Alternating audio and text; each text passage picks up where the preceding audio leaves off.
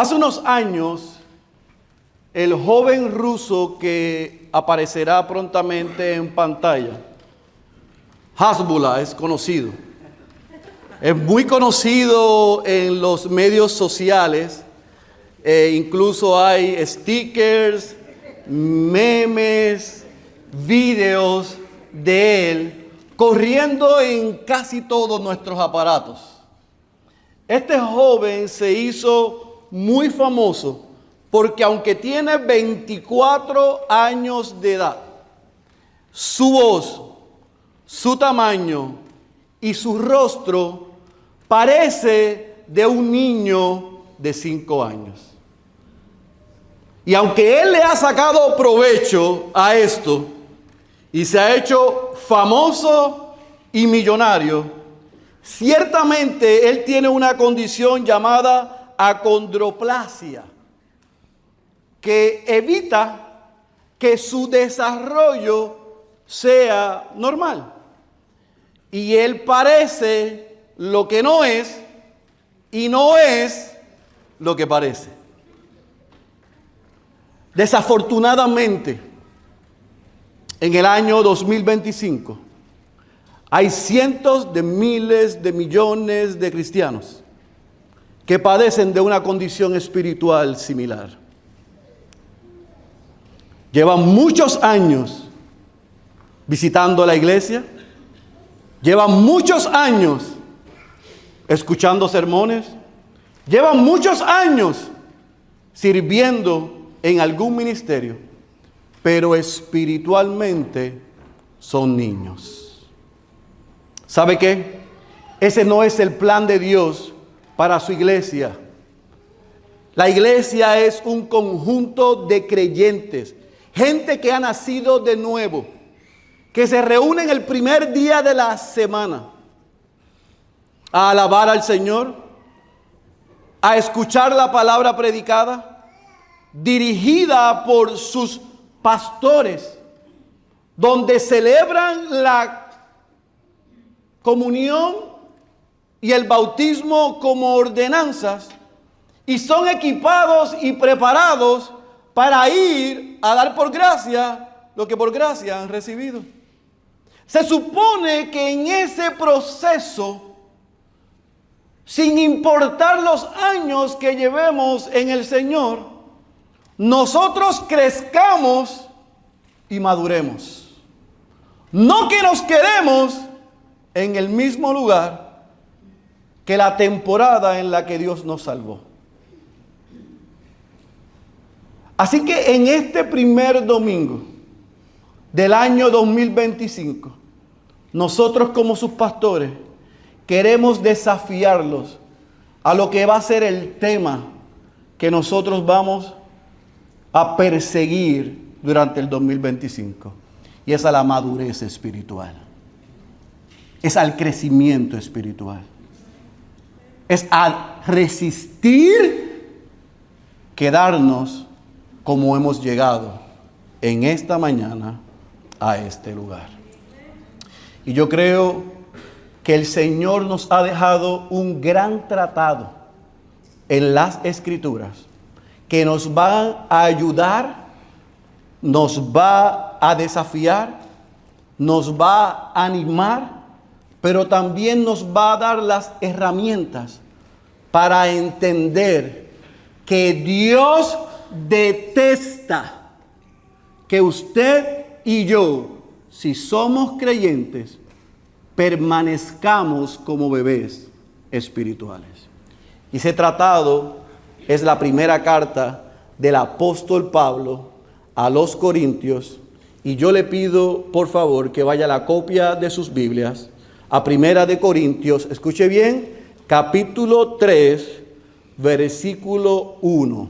Y yo sé que cada vez que yo comienzo un libro, por lo menos cuando este pastor comienza un libro, y yo comienzo en un texto que no es el capítulo 1, versículo 1, a Lian y algunos se me ponen nerviosos.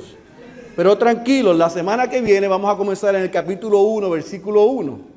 ¿Por qué vamos a comenzar en el capítulo 3 y versículo 1? Porque en esta porción que se repite en el capítulo 14, versículo 20, está literalmente la tesis, la razón de esta carta. Primera de Corintios, capítulo 3, versículo 1, vamos a leer la porción, vamos a orar una vez más y entonces vamos a comenzar a trabajar este texto. ¿Están ahí? Primera de Corintios, capítulo 3, versículo 1, cuando estén ahí me dicen amén. Amén. Leemos la santa y poderosa palabra de nuestro Señor. Así que yo, hermanos, no pude hablarles como a espirituales, sino como a carnales, como a niños en Cristo. Vamos a orar. Padre, estamos delante de tu presencia y me uno a las palabras del pastor Héctor para agradecerte por tu provisión. Gracias por proveer este lugar donde tu iglesia se puede reunir de una manera cómoda, pero también segura, para poder alabar tu nombre y recibir tu palabra. Hemos cantado y hemos orado, hemos confesado nuestros pecados, pero también hemos rogado a ti para que nos ayudes a ser más dependiente a ti, Padre. Y ahora nos sentamos ante la fuerza más poderosa del universo, tu palabra. Tú has hablado y nos has dejado este libro. Y como siempre oramos, vamos a abrir el libro, vamos a leer del libro. Pero te rogamos que tu Espíritu aplique la palabra a nuestras vidas. Oh Señor, edifica a tu iglesia en esta mañana. No permitas, Padre, que salgamos de la misma manera. Pero también te rogamos, Señor, que si en medio nuestro hay alguno o alguna que no es tu hijo o tu hija, que si a ti te place, quites la venda de sus ojos y le des un corazón y le des la fe para responder en arrepentimiento y reconocimiento de que Jesús es Salvador y que sea el Señor de sus vidas. Oh Señor, háblanos, estamos listos. En el nombre de Jesús. Amén, amén y amén. Típicamente cuando comenzamos un libro en esta iglesia, queremos tomar el primer mensaje para dar información que es sumamente importante para desde la semana próxima del segundo mensaje poder adentrarnos en el libro. Y eso es lo que queremos hacer en esta mañana. Específicamente que usted pueda entender 4 aspectos importantes. Número 1, ¿cuál es el género literario de este libro? ¿Quién es el autor del libro? ¿Cuál es la fecha en la que se escribió? ¿Cuál es la razón en la que este tratado se envía? Y que podamos entender el contexto histórico de la ciudad, pero también de la iglesia, para entonces ver cómo esto nos ayuda a aplicarlo a la vida de la iglesia. Este género literario que nosotros vamos a comenzar en esta mañana es una epístola, es una carta. Similar a muchas cartas que hemos leído, es importante que no olvidemos que la carta tiene 3 particularidades. Tiene un emisor, tiene un receptor, alguien a quien la recibe y se la envía, y tiene un mensaje, un contenido, una razón de ser. Hemos dicho anteriormente que las cartas en el Nuevo Testamento las podemos dividir o desglosar en 2 maneras. Están las cartas generales, o sea, que no tiene una audiencia particular, y ya hemos estudiado algunas de esas, como el libro a los Hebreos, como la epístola a los Hebreos, la epístola de Santiago, pero están las particulares. Como leímos y estudiamos la de Filipenses, Primera de Corintios es una carta particular, que en el capítulo 1, versículo 1, nos da el autor. Y el autor se presenta a sí mismo como, y es importante, y lo veremos de la semana que viene en adelante, dice: yo, el apóstol Pablo. En esta carta en particular, a él le place presentarse como apóstol. En algunas cartas él no ve la necesidad de hacer esto, pero aquí sí. Y usted se debe preguntar, ¿y por qué? Porque, y lo veremos más adelante, dentro del contexto de esta iglesia, la que recibe esta carta, habían puesto en tela de juicio su liderazgo y su autoridad. Así que él se ve en la obligación de presentarse a sí mismo como alguien que tuvo un encuentro con el Cristo resucitado y que recibió su encomienda desde el mismo Jesús, no de ningún hombre. ¿A quién le dirige entonces esta carta? A la iglesia que está en Corinto, y él la escribe en el año 55 después de Cristo, específicamente cerrando su tercer viaje misionero. ¿Por qué esto es importante? Porque Pablo no se invirtió en ninguna otra iglesia como lo hizo con la iglesia en Corinto. ¿Y qué era lo que estaba sucediendo y hace la razón de enviar esta carta? Que había dentro de la iglesia dos problemas mayores: división e inmoralidad. División e inmoralidad. Y ante esa realidad que estaba pasando aquella iglesia, Pablo se ve en la necesidad de enviarle esta carta. Ahora, es importante que entendamos que Corinto era una metrópolis, era una meca, era una ciudad sumamente importante en aquella época.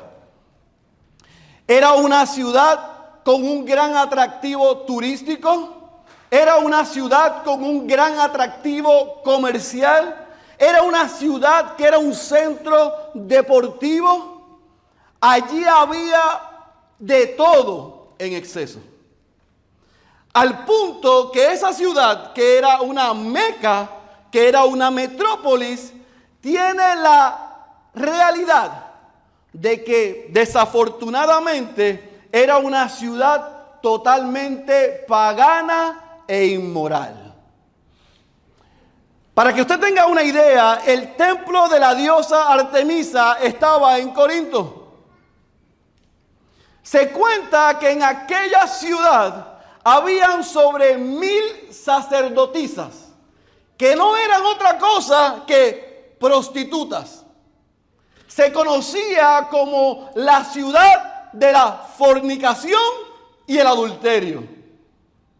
Así que era una ciudad totalmente pagana, inmoral, de excesos. Pero en Hechos capítulo 18 nosotros leemos que al Señor le plació enviar a Saulo, a Pablo, a iniciar una iglesia en esa ciudad. Y en esa ciudad Pablo, como hizo en otras ciudades de gentiles, fue a la sinagoga y predicó el evangelio. Y similar al día de hoy, muchos de los judíos, muchos de los que se supone que escucharan, rechazaron. Pero los paganos, los gentiles, recibieron el mensaje y fueron transformados. Pablo sale después de estar 18 meses plantando esa iglesia y un poco más adelante envía esta carta. Ahora, yo quiero que tengan esto como un detalle importante.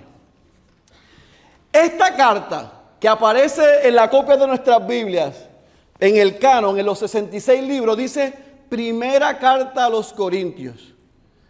Pero en 1 Corintios capítulo 15, versículo 3, nosotros leemos que Pablo ya había enviado una carta anteriormente. Así que esta es la segunda carta. ¿Qué pasó con la primera? No tenemos idea, posiblemente se extravió. Pero esta primera carta que aparece en el canon, que es la segunda carta que Pablo le envía a ellos, nos da a entender a nosotros que Pablo tenía un real interés en aquella iglesia, porque aquella comunidad de paganos, aquella idiosincrasia donde la iglesia se había establecido, escuche bien, estaba adentrándose dentro de la iglesia. Estaba penetrando la iglesia. Los excesos, las herejías, la inmoralidad. Y aquel grupo de cristianos que habían creído y había Dios levantado una iglesia, cada vez que terminaba su reunión se tenían que encontrar con el desafío de que la corriente iba en contra de lo que ellos estaban creyendo y habían sido enseñados. Sí, mira el día de hoy. Ellos alababan el nombre del Señor, eran instruidos cuando estaban juntos, pero cuando salían de ahí, tenían que luchar, escuche bien, con lo que ellos practicaban antes de que fueran salvos. Y se lo estaban sirviendo en bandeja de plata. Y Pablo se ve en la necesidad de decirle, no más de eso. Así que, con ese contexto es importante que cuando nos acerquemos a esta carta, veamos dos elementos que son sumamente importantes. Número uno, el formato de esta carta. Y yo le puedo decir que de manera sencilla, Primera de Corintios está dividido en dos tomos. Escuche bien, Primera de Corintios está dividido en dos tomos. Dentro de esos dos tomos hay unos temas, pero yo quiero que vean que está dividido en dos tomos. Número uno, los problemas que llegaron a los oídos de Pablo. Esa es la primera parte de esta carta, es Pablo atendiendo los problemas que llegaron a sus oídos. En la segunda parte de la carta es Pablo respondiendo las preguntas que los corintios le hicieron. Y esto hace mucho sentido a que hubo una primera carta. Porque de esa primera carta surgieron preguntas y ellos se las hacen a Pablo, y Pablo en la segunda carta, que es la primera que tenemos en el canon, las responde. Ahora, otra vez, esta carta la podemos dividir en dos partes, en dos tomos. Pablo atendiendo los problemas que llegaron a sus oídos. Él se enteró por la gente amada en aquella iglesia que habían serias dificultades, división e inmoralidad. Pero por otro lado, Pablo toma parte de esta carta para responder las preguntas que ellos les hicieron. Así que los problemas que llegaron a los oídos de Pablo, ¿cuáles fueron? Capítulo 1, versículo 10 al capítulo 4, versículo 21, la seria división que había en la iglesia. Pablo toma una gran parte de esta carta para atender la división, el chisme, la murmuración, las tribus que se habían levantado en la iglesia. Pero desde el capítulo 5, versículo 1 y capítulo 6 al versículo 20, nosotros vemos que Pablo da un énfasis a atender los excesos, la inmoralidad en la iglesia. Otra vez, nadie le preguntó qué hacemos con los chismosos. Fue que él fue informado por los chismosos. Y yo espero que los chismosos sepan eso, que siempre nos vamos a enterar. Amén. Número 2, la inmoralidad llegó a los oídos de Pablo. Así que del capítulo 1 al capítulo 6, Pablo atendió división e inmoralidad. Pero llama mi atención que desde el capítulo 7 hasta el capítulo 16, el cierre de esta carta, el apóstol Pablo comienza a contestar ciertas preguntas y dudas que eran realmente preguntas válidas que tenían aquel grupo de creyentes en medio de la prueba que se encontraban. Así que él toma el capítulo 7 para hablar sobre el matrimonio en la iglesia. El capítulo 8 al capítulo 11 nosotros vemos que él habla sobre la libertad cristiana en la iglesia. El capítulo 11 versículo 2 al capítulo 14 versículo 40, Pablo habla de la adoración pública en la iglesia. En el capítulo 15, en medio de aquel desafío que aquellos cristianos estaban experimentando, Pablo se ve en la necesidad de hablar de la esperanza que había en la resurrección de Cristo y la promesa segura que teníamos en Él. Y en el capítulo 16, él habla de la responsabilidad de los creyentes, específicamente la responsabilidad de dar, responsabilidad financiera.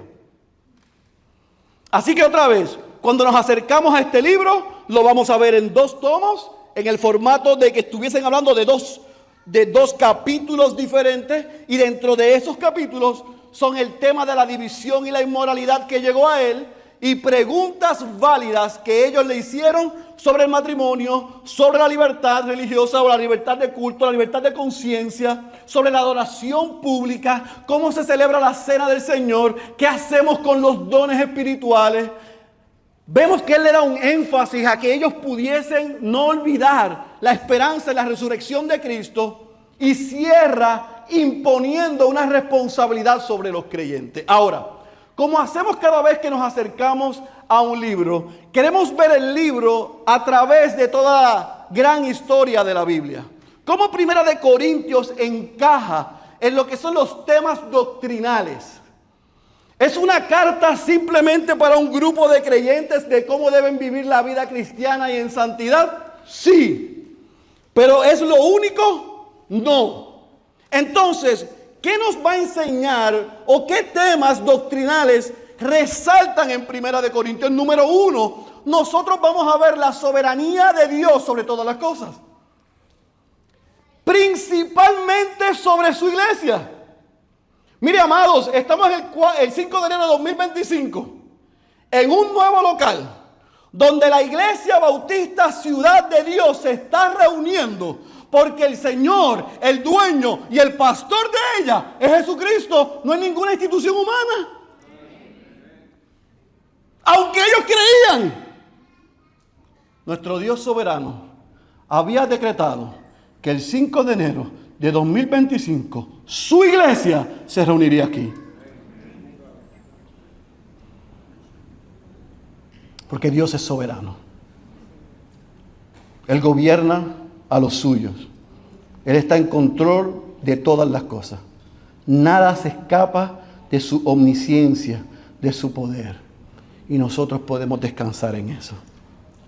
Pablo está, y lo vamos a ver desde la semana que viene, alentando a aquellos cristianos en medio de aquellos excesos y del peligro inminente que estaban sufriendo como cristianos para regresar al mundo y abandonar a Dios.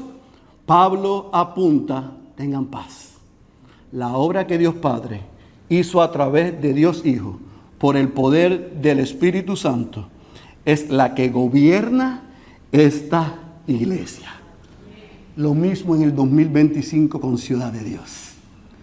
Nosotros estamos en sus manos. Nada se escapa de su control. Número 2, vamos a ver que Pablo da énfasis, aunque a muchos no les gusta hablar de eso, a la doctrina del pecado. Porque nosotros no podemos hablar de la doctrina de la salvación y de la santificación sin primero reconocer la condición en la que estamos. Pero nosotros somos salvos, sí, somos salvos, pero todavía habitamos en cuerpo de pecado y de muerte. Y hay una lucha interior. Y nosotros debemos estar conscientes de hasta que seamos glorificados va a haber una batalla. La buena noticia es que Él ya la ganó. Y lo que nosotros tenemos que hacer es seguirle y obedecerle. Pero es una realidad. Así que Pablo apunta a la doctrina del pecado, a la doctrina de la salvación y específicamente da mucho énfasis, escuche bien, a vivir de una manera santa, separada para Dios. Pero también él habla de la comunidad, de la doctrina de la iglesia. Vamos a ver en 1 Corintios capítulo 5 que claramente Pablo establece cómo manejar la disciplina en la iglesia. ¿Qué hacemos con aquellos que quieren vivir llamándose cristianos y miembros de la iglesia haciendo lo que le da la gana? Pablo habla de eso. Pablo habla de la importancia de que si nosotros somos parte de un cuerpo de creyentes, debemos madurar y aprender a vivir en unidad. Eso de llanero solitario, de que tú y yo podemos hacer lo que nos da la gana, cuando nos da la gana y que nadie se meta, es foráneo en las Escrituras. A mí no me interesa que su mamá le enseñó eso. Los trapos sucios no se resuelven en casa. Los trapos sucios se atienden y se llaman por nombre y apellido. ¡Pecado! No hay llanero solitario en la iglesia. Nosotros somos parte de un cuerpo. Y en 1 Corintios 12, él va a hacer una presentación hermosa de que la pestaña es tan importante que el corazón, porque es parte del cuerpo. Así que si usted se siente como el dedo pequeño del pie, tranquilo, porque es parte del cuerpo y para Ciudad de Dios usted es importante. Así que él habla de que debemos madurar y que debemos vivir unidos, porque somos parte del cuerpo de Cristo. Y no solo eso, Pablo habla de la doctrina de la resurrección, del regreso de Cristo, no solamente de que Cristo va a regresar, sino también nosotros vamos a resucitar. Él dice que si Cristo no hubiera resucitado, nosotros daríamos pena. Porque ¿qué hacemos aquí trabajando para el inglés? Pero porque Cristo resucitó, también nosotros resucitaremos. Eso es una buena noticia. Aunque algunos aquí se me están durmiendo por la comodidad de las sillas. Yo de aquí lo veo todo. Ustedes no me ven bien, pero yo lo veo todo. Así que, izquierda y derecha, levante que esté dormido, ¿ok? Así que, ¿esto es una carta para la iglesia? Sí. Pero esto es una carta que va a desafiar también al no cristiano que nos acompañe cada semana. Porque le vamos a apuntar a su pecado. Y le vamos a llamar al arrepentimiento y a creer en Cristo como Salvador y Señor de su vida. Pero para el cristiano también es una carta que nos va a desafiar a evaluar el estado de nuestra vida espiritual. ¿Por qué, amados? Porque Primera de Corintios está llena del Evangelio, llena de la vida, de la muerte, de la resurrección de nuestro Señor Jesucristo, llena del buen mensaje de salvación, de esas buenas nuevas, pero de una manera muy práctica. Y es lo que llamamos las implicaciones del Evangelio. Las vamos a ver desde el capítulo 1 al capítulo 16. ¿Por qué? Porque Pablo comienza esta carta diciéndole a aquellos creyentes, pero también a nosotros: si usted ha nacido de nuevo y si el Espíritu de Dios mora en usted, si usted ha creído en Cristo como Señor y Salvador, usted debe abandonar el chisme y la división. Es incompatible decir que yo estoy viviendo conforme al Evangelio siendo un divisivo y un chismoso. Capítulo 1 al capítulo 4 vamos a ver ese énfasis. Capítulo 5 y capítulo 6 nosotros vamos a ver que una persona que ha creído y ha sido transformada por el Evangelio vive en pureza sexual. Y escuche bien, esto no es simplemente para los solteros, esto es para todos. Vivimos en pureza sexual si hemos nacido de nuevo, aunque tengamos luchas. El Espíritu de Dios que mora en nosotros nos va a dar la salida para vivir de una manera íntegra y pura en nuestra sexualidad. Eso es una implicación de que hemos nacido de nuevo.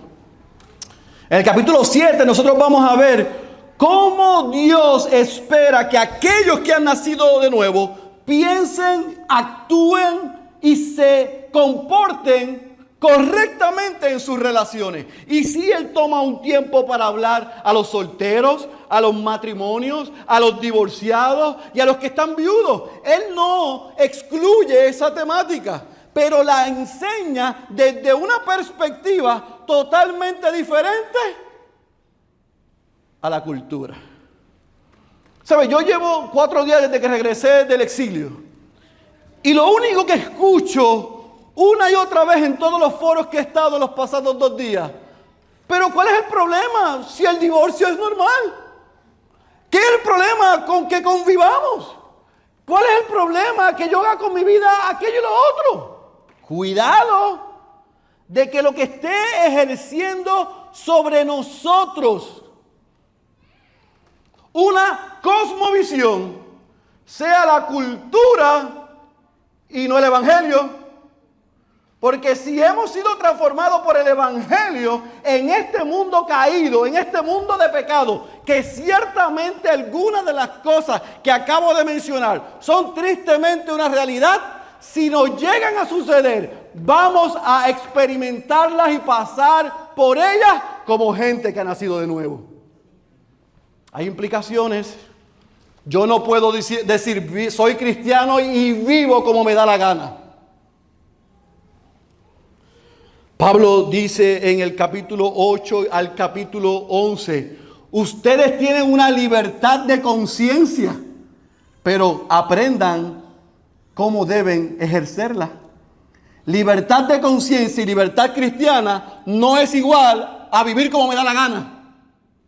Pero tampoco significa que tenemos que hacer microgerencia con ustedes. Si el Espíritu mora en cada uno de nosotros, nosotros vamos a aprender cómo debemos ejercer esa libertad de conciencia. En el capítulo 11, parte baja, el capítulo 14, una porción muy extensa, Pablo habla de cómo luce la adoración pública en la iglesia, cómo se debe observar las ordenanzas, específicamente la cena del Señor, pero cómo también nosotros debemos adorar corporativamente. Ahora, aquí hay textos que nos van a desafiar, porque 1 Corintios 13 lo vamos a recitar la mayoría de nosotros a nuestros amados o nuestras amadas en febrero 14. Sin embargo, eso no tiene que ver nada con los enamorados. Tiene que ver con el amor entre creyentes como parte de la iglesia. ¿Qué hacemos con lo que Dios nos dio? ¿Nos pertenece o es un regalo para la edificación de la iglesia? Pablo va a hablar de eso. Y no solamente él habla de esa implicación de cómo nosotros corporativamente debemos vivir unos con otros, sino que también nos recuerda en el capítulo 15 que sin importar lo que estamos pasando, porque hemos sido transformados por el Evangelio de Jesucristo, nosotros tenemos una esperanza segura. Amados, en el pasado año ha habido gente aquí que han sufrido. Hay gente en medio nuestros miembros de nuestra iglesia que han sufrido muy fuerte. Y nosotros hemos sido ministrados a través de la implicación de una vida transformada por el Evangelio, porque ellos nos han demostrado que su esperanza está en el lugar seguro, en que Cristo va a regresar y lo que está pasando es momentáneo.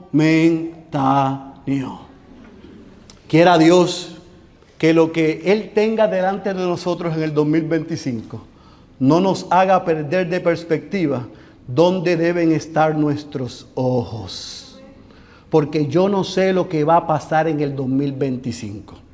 Yo no les voy a decir ni que hagan el ayuno de Daniel, ni que me llenen esta tarima que no es mía de viandas y bacalao. No, yo no les voy a decir eso. Yo no les voy a prometer a ustedes que este va a ser el año ni de la cosecha, ni del año de bendición. Yo lo que les puedo prometer es que sin importar lo que Dios tenga en el 2025, Él seguirá siendo Dios. Y por la esperanza que nosotros tenemos en el Cristo resucitado, nosotros vamos a navegar el 2025 seguros. ¿Lo tiene? Si se pone nervioso por lo que está pasando en pantalla, arrepiéntase. Porque eso es una evidencia de que no tiene los ojos en Jesús. Porque cuando Pablo predicaba no había pantalla.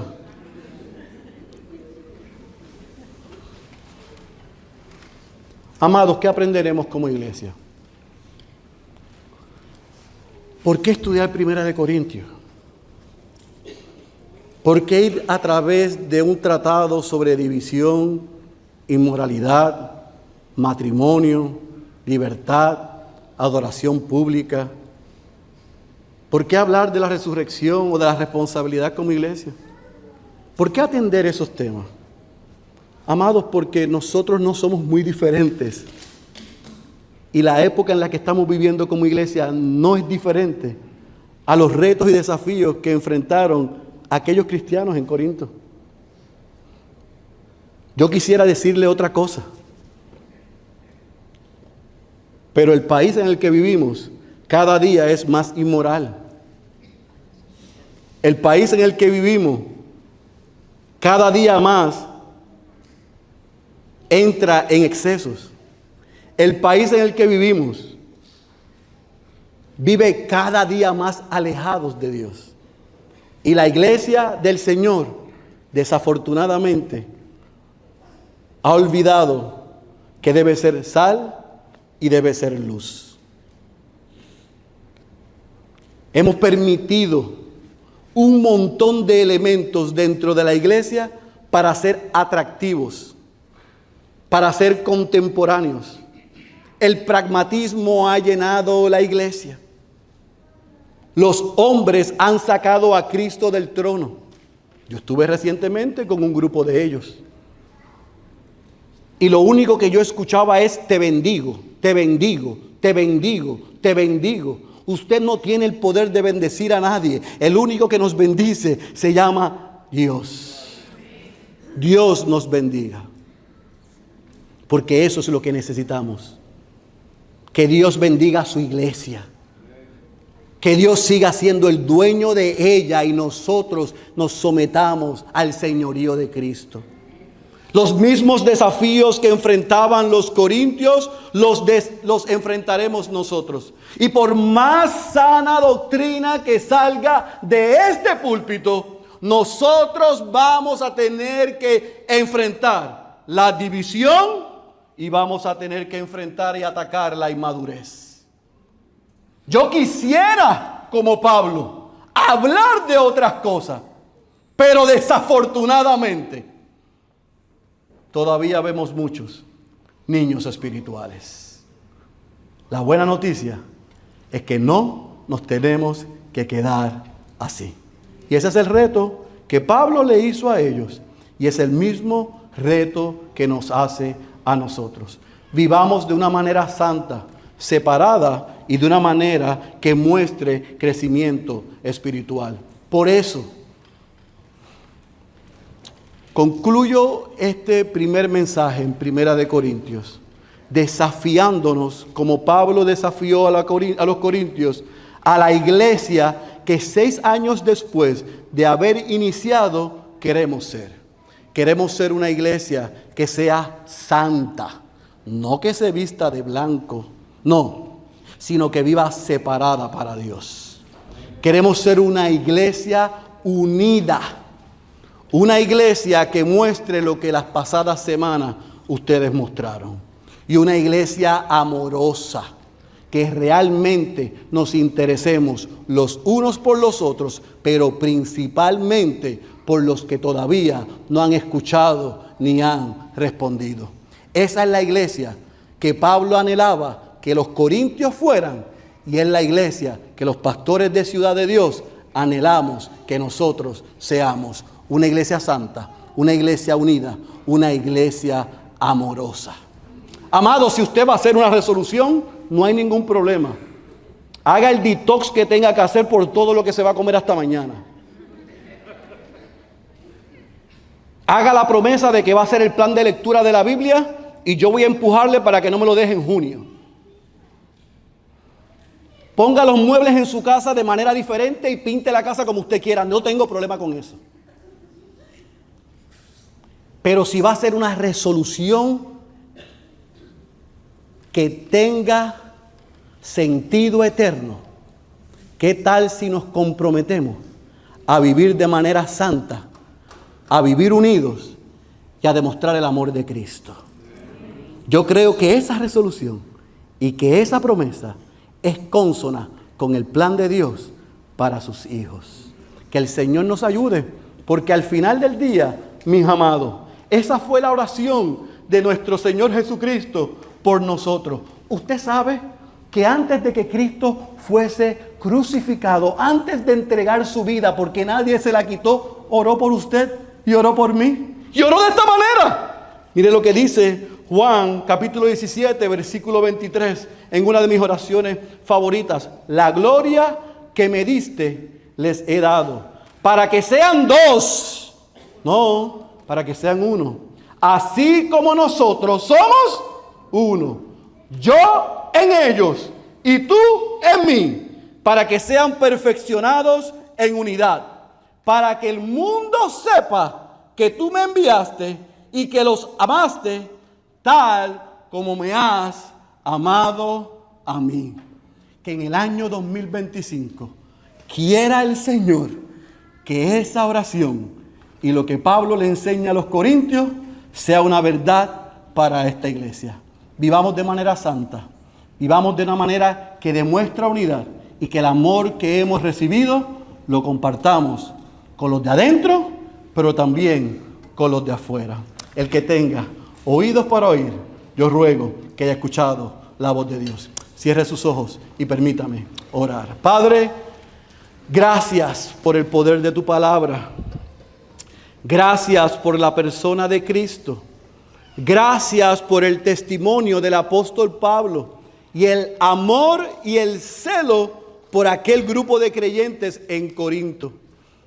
Que lo que hemos servido en la mesa en esta tarde ya haya despertado el apetito de nosotros para adentrarnos en este tratado y renunciar a vivir divisivamente, renunciar a la inmoralidad y recibir el consejo tuyo para vivir en el estado en que estamos, para la gloria de tu nombre, para la exaltación de Cristo, para el beneficio de nuestras almas, de nuestros hogares, pero también de la iglesia que amamos, pero también para hacer luz y sal, testimonio, para predicar tu evangelio a los perdidos. Que la gente pueda ver que lo que enseñamos nos está transformando y estamos rogando que lo podamos vivir. Entonces, Señor, si en esta tarde ya hay en medio nuestro hombres y mujeres que acaban de escuchar y decir, es que realmente yo no puedo vivir de esa manera. Pues es cierto, Señor, ellos han llegado a una conclusión correcta. Porque separados de ti, ellos no pueden hacer esto. Por eso te rogamos que mientras este mensaje ha sido compartido, tú le hayas mostrado a ellos su verdadera condición. Y es que son pecadores que viven de espaldas a ti y que tu ira está sobre ellos. Que si ellos mueren hoy, no es que van a estar lejos de ti, es que tú vas a estar delante de ellos condenándolos. Eso es una mala noticia. Yo espero que ellos puedan ver su condición, pero que hayan también podido entender que si hoy se arrepienten de sus pecados, si ellos a viva voz hoy pueden decir, yo soy un pecador, te he ofendido, he vivido dándote la espalda, he sido mi propio dueño y mi propio Dios. Pero hoy yo reconozco que en este primer domingo del 2025, tú me has mostrado mi condición y yo me arrepiento de vivir de espaldas a ti. Te pido perdón y confieso a Jesucristo como Salvador y Señor mío. Oh Señor, si tú le has podido dar a ellos la fe y ellos pueden reconocer su condición, dales el arrepentimiento, Padre, y sálvalos para que se puedan unir a esta familia, tu iglesia, que como hemos visto y hemos escuchado, no es perfecta, pero aspira a seguir, a vivir y expectantes de que tú nos perfeccionarás, nos harás santos, nos harás maduros, nos seguirás uniendo y tu amor que nos transforma lo compartiremos con otros. Así que, Señor, edifica tu iglesia y salva a los perdidos. Y que desde el próximo domingo, que comenzamos oficialmente esta jornada, nosotros renunciemos a mantenernos como hemos llegado.